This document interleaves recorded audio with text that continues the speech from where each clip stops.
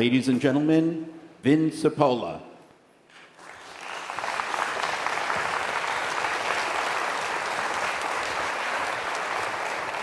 Welcome on this beautiful overcast day.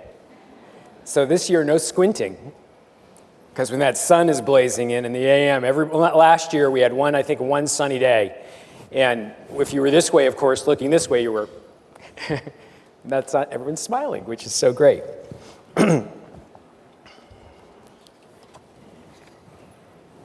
This is the 4th annual MAS Summit for New York City. Feels like 4 minutes have gone by, four years. The Municipal Arts Society launched the summit in 2010 to put forth bold ideas about our city, how to make it more equitable, more livable, more resilient.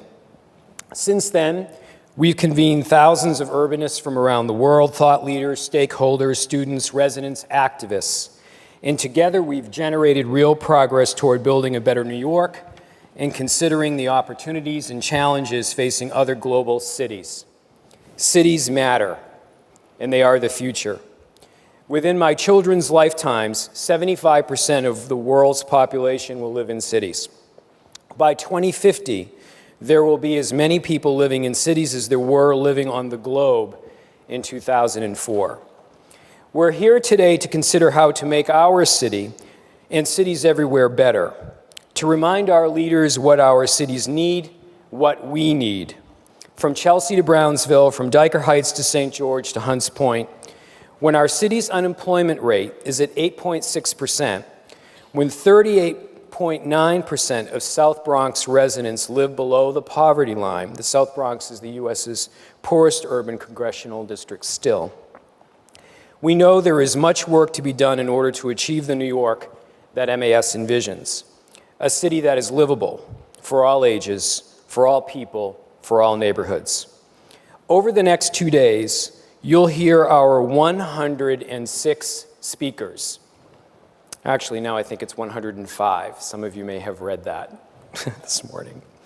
There really are that many, and you'll hear them repeat some themes. Strong leadership, sustainable infrastructure, a vibrant public realm, diversity, mixed use, long-term investment, all are absolutely key to nurturing a livable city. Innovation is paramount, design matters. Inequities must be addressed. New York City needs to demand excellence, and we must get our priorities right. MAS was founded at the turning of the 20th century, a century that would see the beginning of the urban age, where increasingly the world's citizens live in cities, in thriving urban environments that nurture diversities of every kind. For many, we chose New York, and we continue to choose New York because it's a city of choices, of excitement, of opportunities. But our future depends on holistic planning and solid strategies to provide a forward-thinking framework that will take New York City into the next 50 years and beyond. From outlining what a successful future for a higher density East Midtown requires to ensuring a place for our great civic assets. MAS is hard at work to develop and put in place the policies that will ensure a livable and resilient city at all levels for years to come. This year's summit comes at a pivotal time. Depressing disarray in Washington, little improvement today. We're only weeks away from an election that will determine a new mayor for New York City for the first time in 12 years. We are also 11 days from the first anniversary of Superstorm Sandy.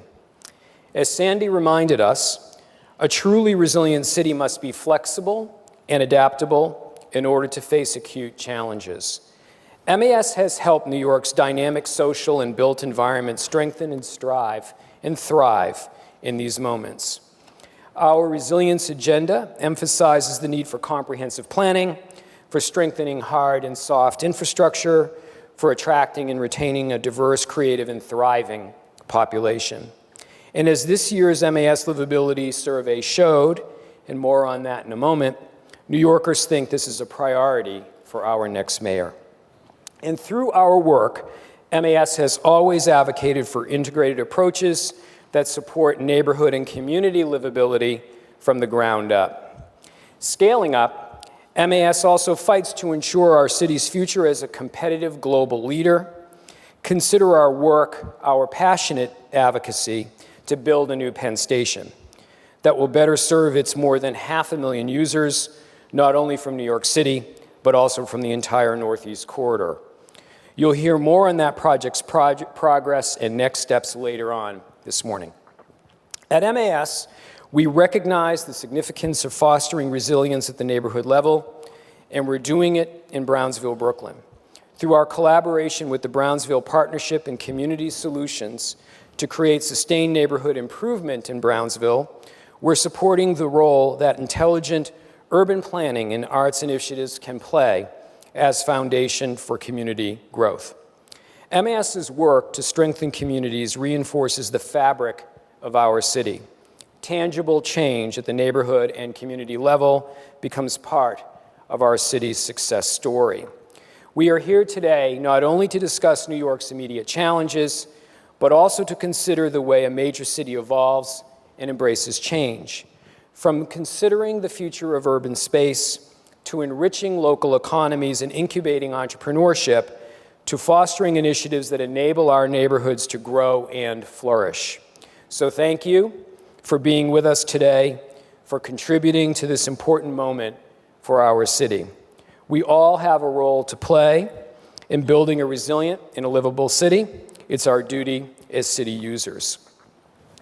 If you know people who aren't in the room over these 2 days and should be, tell them to live stream the summit from our website, mas.org. And to those of you on live stream, I know you're up there. Welcome. Just hold the camera. Look at the camera. I'm looking.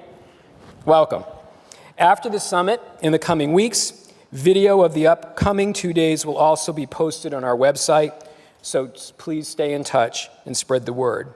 Whether it's on Facebook or on Twitter at MASNYC, #SummitNYC, or if you join us for a cocktail at the end of each day, we have great receptions planned both today and tomorrow. I hope you share your observations, opinions, and ideas. That's what makes the summit a true success, and that's how we'll build a more livable city together. Finally, I want to thank those who have come together to collaborate and contribute to this year's summit. Thank you to our incredible board of directors for their visionary leadership. Thank you to our amazingly hardworking, dedicated staff. And thank you to our more than 20 supporters who have made the summit possible, including the Rockefeller Foundation, the Ford Foundation, Tishman Speyer, American Express, Argent Ventures, Brookfield Properties, Con Edison, JDS Development Group, Silverstein Properties, and the Tiffany & Company Foundation. You'll notice that the Rockefeller Foundation is right at the top of that list. We are so grateful to them for their support right from the beginning of the summit and the MAS Survey on Livability. Conducted by the Marist Poll and supported by the Rockefeller Foundation, the survey is a quantitative research tool yielding findings that underpin and inform MAS's work and many of the discussions taking place today and tomorrow. You'll hear and see findings from this year's MAS Survey on Livability throughout the next 2 days. The survey findings are also available on our website as of this morning. Some very interesting and in some cases revealing results.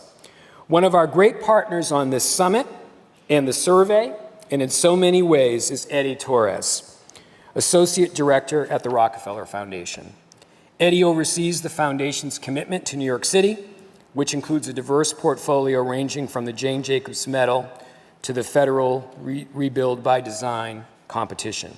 He also serves on the Foundation's 100 Resilient Cities team, as well as on the Secure Livelihoods team, which builds equitable access to jobs. Please join me in welcoming a great friend and our partner, Eddie Torres.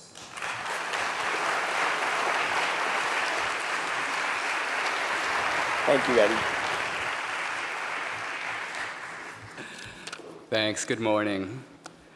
The Rockefeller Foundation is proud to support the MAS Survey on Livability, as well as this summit. As New York City has spent the last year strengthening our resilience to rebound from Hurricane Sandy. It's just as important that we ensure that we're resilient to difficult economic times. This is the reason that we support efforts at equitable access to jobs in the Bronx through the New York Alliance for Careers in Healthcare, through Perscolas, and through the Bronx Cooperative Development Initiative. Building the resilience of our city can't just focus on superstorms. We must build resilience to the challenges we all face on a daily basis.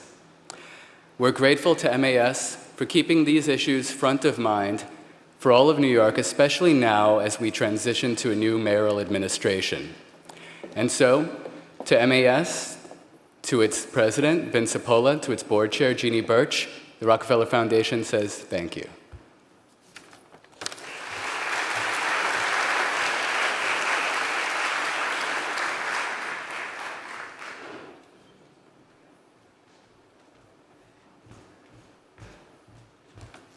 Good morning. What a great audience. There's so many of you. It's just wonderful.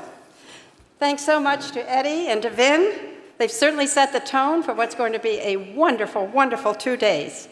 Heavy discussions, light discussions, fun, new ideas, interesting things to think about and do. Now, as we all know, Jane Jacobs once wrote, in order to really get to know your city, you've got to get out and walk. Well, MAS fully believes this.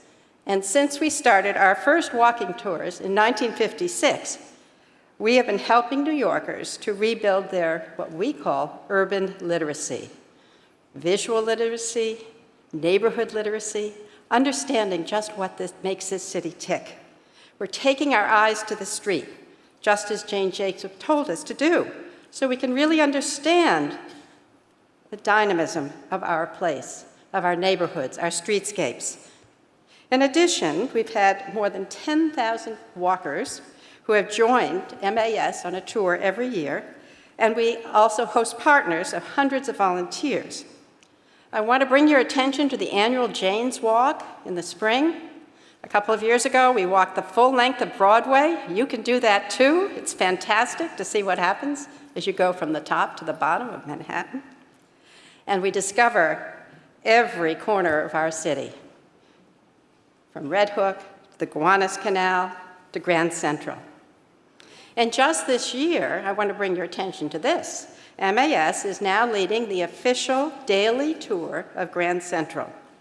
We're introducing or reintroducing thousands and thousands of people to the many, many secrets and the splendors of that terminal. And of course, extending our long-term engagement with the landmark, because as you may remember, back in the 1970s, with Jackie Kennedy Onassis's help, we helped save that place.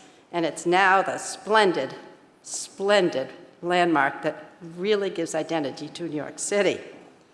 I'd also like to tell you about a young man who was here last year, an urban fellow by the name of Jerry Bruno, who knew very little about MAS, about walking tours, but he got so excited about what he saw that before we knew it, he signed up to be trained, and he took a multi-week course, and he's now the top star guide of Grand Central. So we hope there are a few more Jerrys out there who will join us in learning how to do this. And I think we have the Urban Fellows here this morning, don't we? You want to stand up?